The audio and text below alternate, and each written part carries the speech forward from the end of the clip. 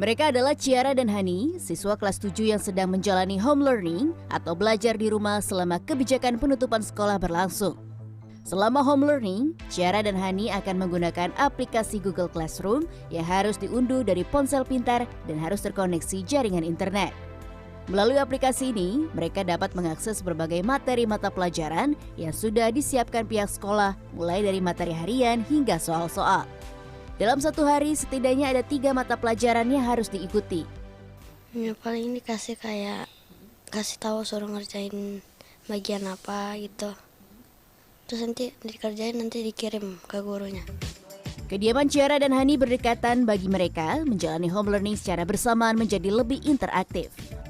Adapun menurut Hani, belajar secara daring di rumah merupakan sesuatu yang baru, namun baginya belajar di kelas lebih seru dan menyenangkan.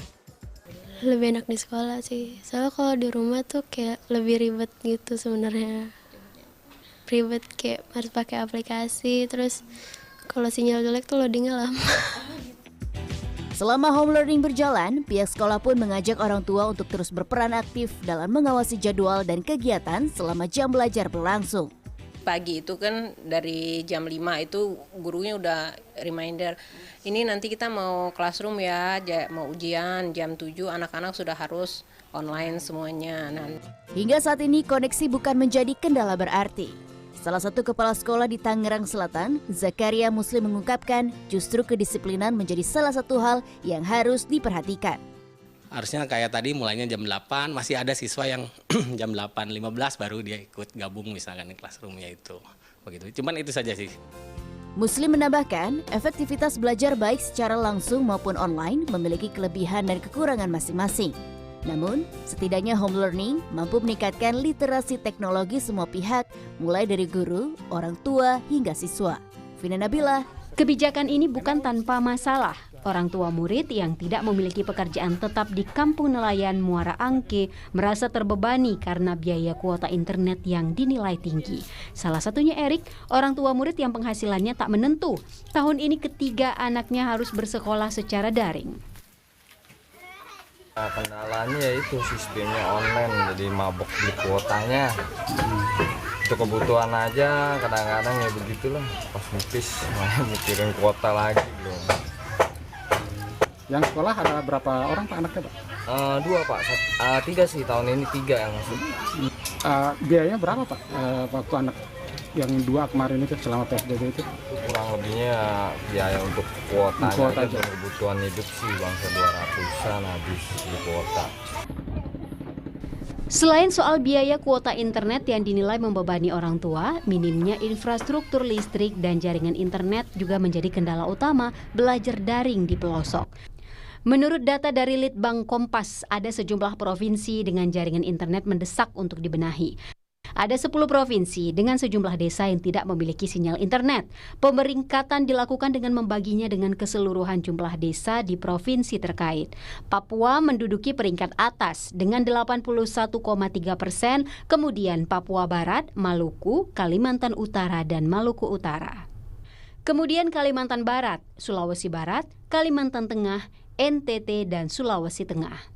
Sementara itu, jumlah desa di Indonesia menurut kekuatan sinyal internet dibagi dalam 4 zona. Mayoritas sebanyak 40,3% berjaringan 3G, 31,8% berjaringan 4G LTE, 11,6% lainnya hanya memiliki jaringan 2G, dan bahkan 16,3% tak memiliki sinyal internet maupun sinyal telepon seluler.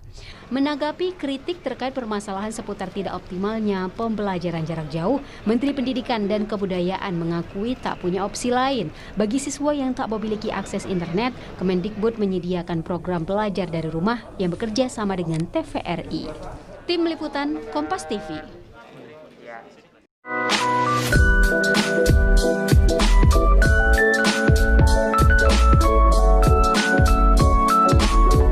Dan ada wacana, saya lihat di berita, saya nggak tahu ini benar apa enggak, bahwa PJJ ini belajar jarak jauh akan dilaksanakan dengan permanen.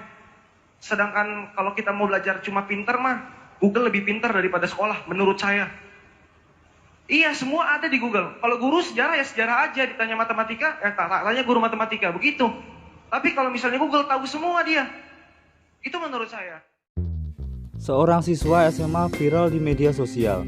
Siswa yang belum diketahui namanya itu terekam kamera mengkritik kebijakan pembelajaran jarak jauh atau PJJ. Pada video itu, siswa itu terlihat bicara di dalam suatu ruangan yang berisi sejumlah orang. Video siswa tersebut viral setelah diunggah ke media sosial oleh akun TikTok Cora_TikTok. Menurut siswa tersebut, PJJ tidak akan efektif tanpa kehadiran seorang guru. Dan inilah video selengkapnya. Mereka di pelosok itu kuota mahal, nggak kayak di Jakarta kita bisa dapat barang yang seperti itu dengan murah. Dan di sini mungkin teman-teman menyadari bahwa metode belajar daring itu kurang efektif dibandingkan sekolah. Betul teman-teman? Jadi ya saya benar-benar mewakili sepertinya. Karena di sini mungkin ada yang habis absen tidur lagi ada. Karena seperti itu Bu, kita kurang efektif tidak seperti di sekolah. Di sekolah kita dipantau langsung sama guru. Guru itu kan digugu dan ditiru. Dan ada wacana, saya lihat di berita, saya nggak tahu ini benar apa enggak, bahwa PJJ ini belajar jarak jauh akan dilaksanakan dengan permanen. Sedangkan kalau kita mau belajar cuma pinter mah, Google lebih pinter daripada sekolah menurut saya. Iya, semua ada di Google. Kalau guru sejarah ya sejarah aja, ditanya matematika, tanya guru matematika, begitu. Tapi kalau misalnya Google tahu semua dia. Itu menurut saya. Jadi kelebihan guru itu dia memiliki perasa terhadap siswa. Mereka mendidik, mereka mengajar, mereka membentuk karakter kita siswa-siswa Indonesia. Saya harap teman-teman semua, kita yang akan memegang 20-30 tahun ke depan, kita yang memegang estafet negeri ini, kita bisa memimpin dengan baik dengan metode belajar negara Indonesia yang menjadi lebih baik. Terima kasih. Ini baru benar suaranya.